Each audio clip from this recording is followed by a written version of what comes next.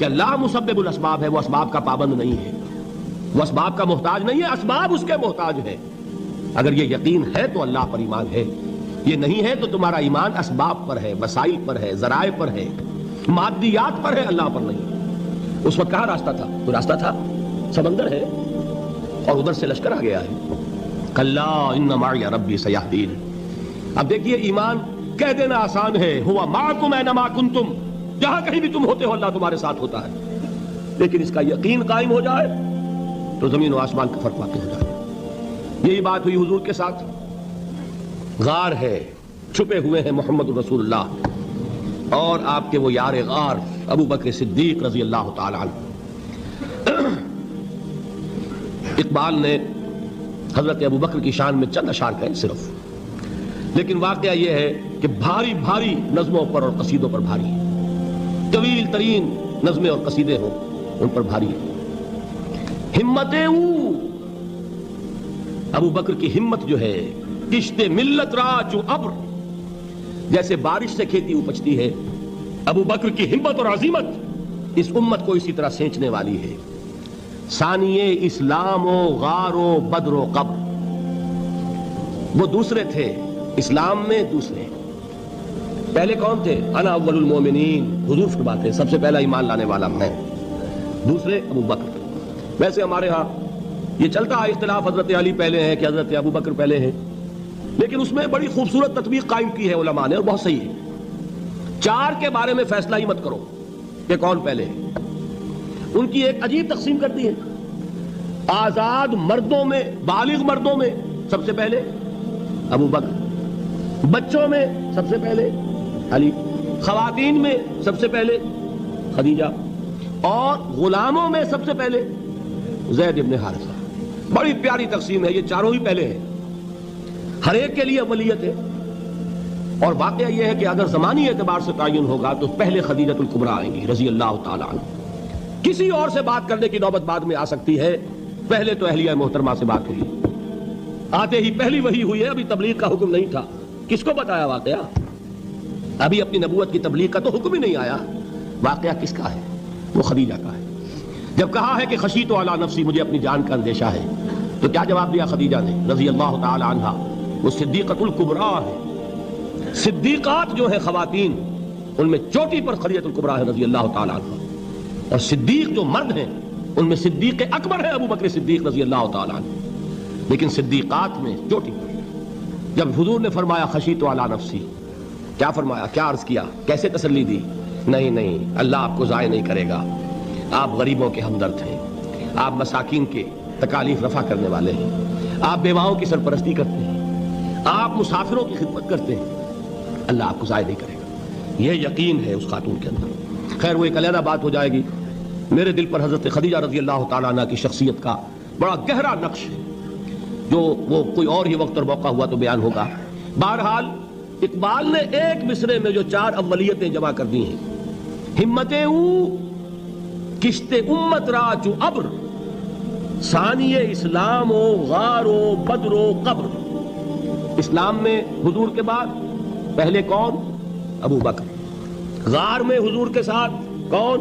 ابو بکر۔ بدر کی رات اللہ کا رسول سر بسجود، وہ گھاس پھوس کی جو جھوپڑی بنائی گئی تھی، اور وہاں تلوار ننگی لے کر پہرا دینے والا کون؟ ابو بکر۔ اور اس حجرہ عائشہ میں محمد کے بعد سب سے پہلے دفن ہونے والا کون؟ ابو بکر رضی اللہ تعالی عنہ صلی اللہ علیہ وسلم۔ وہ جو معاملہ میں سنا رہا تھا غار ثور کا، حضرت ابو بکر بھی حضور کے خیال سے لرز گئے ہیں۔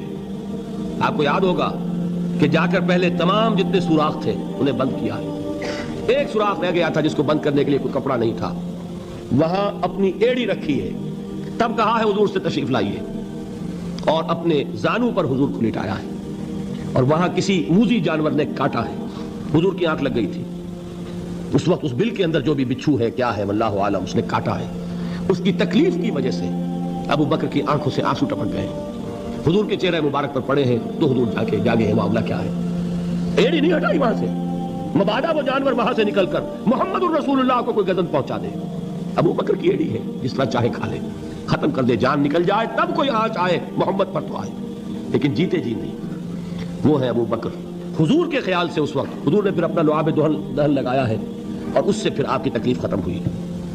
جیسے خیبر میں حضرت علی کی آنکھ دکھ رہی تھی، اس کو جو شفا حاصل ہوئی وہ بھی حضور کے لعاب دہن سے ہوئی۔ تو بہرحال اس وقت انہوں نے کہا ہے کہ اے نبی یا رسول اللہ، اگر اس وقت ان میں سے کسی نے غیر ارادی طور پر بھی اپنے قدموں کی طرف جھانک لیا تو پکڑے جائیں گے۔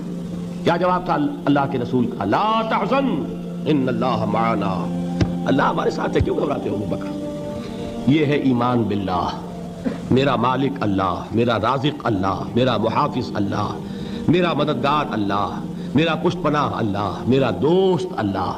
یہ دوستی ہے اللہ کی جو لب لباب ہے، حاصل ہے ایمان کا، اسی کا نام ولایت ہے۔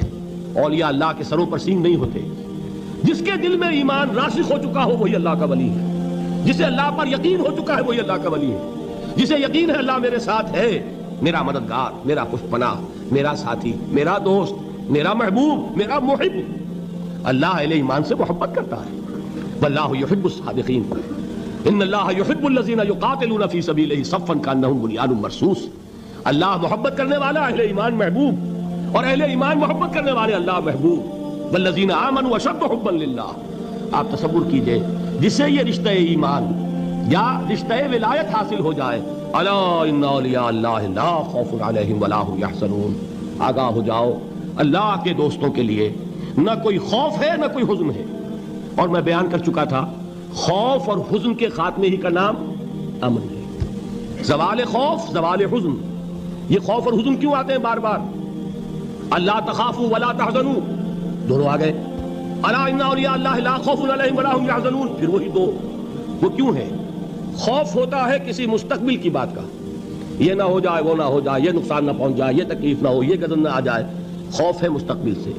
حزن ہے یہ کیوں ہوا، یہ نہیں ہونا چاہیے تھا، یہ میرا فلاں چیز میرے ہاتھ سے جاتی رہی ہے، فلاں موقع نکل گیا، اب بیٹھے ہوئے ہیں اندر ہی اندر کڑ رہے ہیں، صدمہ ہے اور رنج ہے۔ اور جو اللہ پر ایمان رکھتا ہے وہ جانتا ہے ما اصاب من مصیبت فی الارض ولا فی انفسکم الا فی کتاب من قبل ان نبرأها ان ذلک علی اللہ یسیر لکی لا تعصوا علی ما فاتکم ولا تفرحوا بما آتاکم واللہ لا یحب کل مختال فخور۔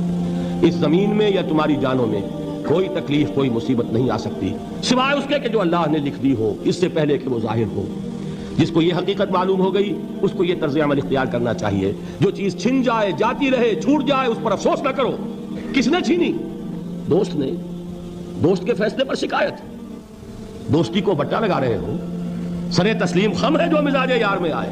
اگر دوستی ہے تو پھر تو تمہیں گردن جھکانی چاہیے کہ ہر چہ ساقی ماریخت عین الطاف، جو بھی میرا ساقی میرے پیالے میں ڈال دے اس کا کرم ہے، جو اس کی طرف سے آئے اس پر کوئی رنج نہیں، کوئی صدمہ نہیں، کوئی غم نہیں، کوئی شکایت نہیں، کوئی شکوہ نہیں، اور جو ہوگا وہ اس کے اذن کے بغیر نہیں ہوگا، اور اس کا اذن ہوگا تو یقیناً میرے لیے خیر ہی خیر ہے، چاہے وہ ناگوار شے ہو، بظاہر مجھے اچھی نہ لگ رہی ہو، میری شارٹ سائٹڈنس میں مجھے وہ نظر آ رہی ہے کہ میرے لیے بری ہے، لیکن قرآن نے کہا ہے عسیٰ ان تکرہوا شیئا وہو خیر لکم وعسیٰ ان تحبوا شیئا وہو شر لکم واللہ یعلم وانتم لا تعلمون۔ ہو سکتا ہے تم کسی چیز کو ناپسند کرو درحال کہ اسی میں تمہارا خیر ہو، اور ہو سکتا ہے تم کسی چیز کو پسند کرو درحال کہ اس میں تمہارا شر ہو۔ اللہ جانتا ہے، تم نہیں جانتے۔ جب مجھے یہ بات معلوم ہو گئی میں نے اپنا معاملہ اللہ کے حوالے کیا۔ سپردم بے تو مایا خیش را دانی حساب کم و بیش را، اے رب جو تو چاہتا ہے وہ ہو، تیرے علم میں جو شے میرے لیے خیر ہے وہ ہو جائے، میری کوئی پسند نہیں، میری کوئی چاہت نہیں، یہ ہے راضی برضائے رب۔ اکبر الآبادی نے اسے کہا ہے رضائے حق پہ راضی رہ، یہ حرف آرزو کیسا، خدا خالق، خدا مالک، خدا کا حکم تو کیسا؟ جب میں آ گیا بیچ میں، میری پسند، میری مرضی، میری خواہش، میری چاہت، یہی تو شرک ہے۔ ما شاء اللہ کان وما لم یشاء لم یکن، جو اللہ نے چاہا وہ ہوا، جو اس نے نہیں چاہا نہیں ہوا، اختیار اس کا ہے، میرا تو نہیں۔ رضائے حق پہ راضی رہے، یہ حرف آرزو کیسا، خدا خالق، خدا مالک، خدا کا حکم تو کیسا؟ اقبال نے اسے کہا ہے فارسی میں، اب آپ کہیں اس کا ترجمہ بھی کرو تو وہ مجھے ذرا اس وقت کچھ بہت ہی بدذوقی کسی بات نظر آئے گی۔ جائیے پوچھئے کسی سے جسے فارسی آتی ہو، برو کشید ز پیچا کے ہست بود مرا، چوک دہا کے مقام رضا کشود مرا۔ مجھے تو تمام پیچ و خم سے نکال دیا اس مقام رضا نے، میں راضی برضائے رب ہوں، جو فیصلہ اس کا میں اس پر راضی۔ تو کہاں کا حزن اور کس کا خوف؟ یہی زوال حزن اور زوال خوف، یہی ہے امن، یہ نتیجہ ہے ایمان کا۔ تو جان لیجئے یہ ہے لب لباب، یہ ہے حاصل ایمان کا۔ یہ ہے تو ایمان ہے، یہ نہیں ہے تو ایمان نہیں۔